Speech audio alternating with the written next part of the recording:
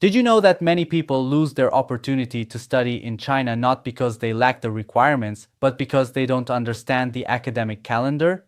Choosing the right time to apply, knowing when the semester starts, and understanding how holidays work in China can be the difference between starting your studies smoothly or losing an entire year.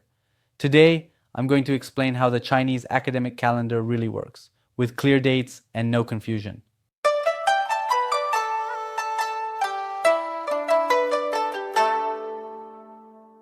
Hello, foreign friends. I'm Ted, and I'm part of the LivinChina team. If you're thinking about studying abroad and want to avoid common mistakes in the process, I invite you to subscribe to the channel and like this video.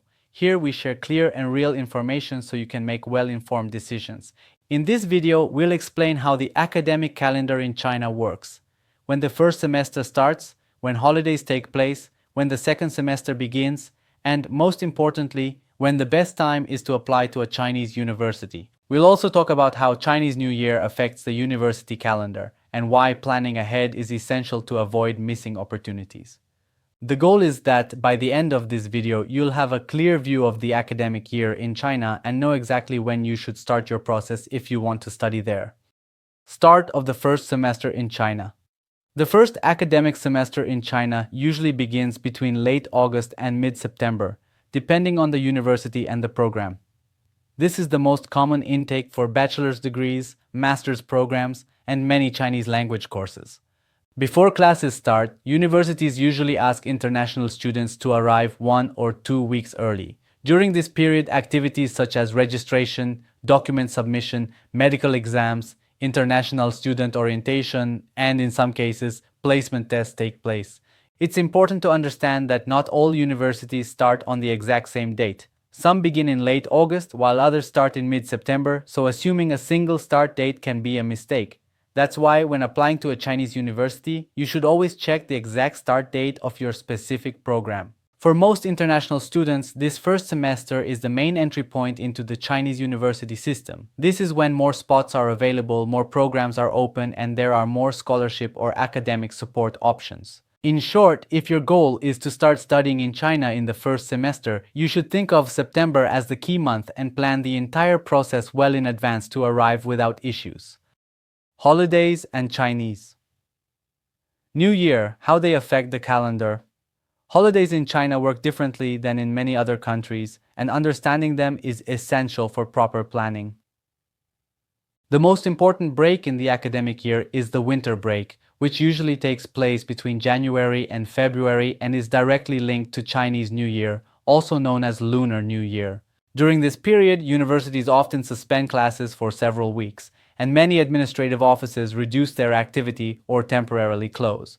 This means that paperwork, email responses, and academic processes may slow down, something many students don't consider when planning their applications. Chinese New Year does not have a fixed date because it follows the lunar calendar. It changes every year, but it usually falls between late January and mid-February. In 2026, for example, it is celebrated on February 17th, and around that date, the entire country enters holiday mode. For students, this has two clear impacts. First, it's not a good time to start processes from scratch because universities and immigration offices work more slowly. Second, it's an important period for those already studying in China, as it coincides with winter break and many students use this time to travel or return home. In summary, Chinese New Year is a central date in China's academic and administrative calendar. Knowing it and planning around it can help you avoid unnecessary delays and better organize your university entry. Second semester in China. The second academic semester in China usually begins between late February and March, right after the winter break and Chinese New Year. The exact date varies depending on the university and program, but in most cases classes resume during these weeks. This second semester is generally shorter than the first and runs until June or early July when summer break begins. During this period, universities continue with regular classes, midterms, and final exams, just like in other education systems. It's important to clarify that not all programs allow entry in the second semester. Unlike the September intake where there are more spots and options, February or March intakes are usually limited to specific programs, certain universities, or Chinese language courses. For many international students, the second semester can be a good alternative if they miss the September intake, but it requires even more careful planning. as application deadlines are shorter and available spots are more limited.